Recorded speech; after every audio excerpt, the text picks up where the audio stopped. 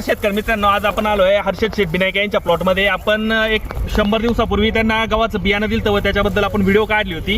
तर पुन्हा एकदा त्याच जोमाने आणि त्याच याच्यामध्ये आपण गव्हाची व्हिडिओ काढतोय. तर अतिशय उत्तम उत्पन्न झालेले त्यांना आणि अतिशय उत्तम क्वालिटी आलेली गव्हाची. बघू शकता एक 50 ते 55 दाण्या एका ओंबीमध्ये आहे आणि खूप छान उत्पन्न आलेलं आहे. तरी पण एक कंपनी प्रतिनिधी म्हणून सर एक माहिती देतील तुम्हाला.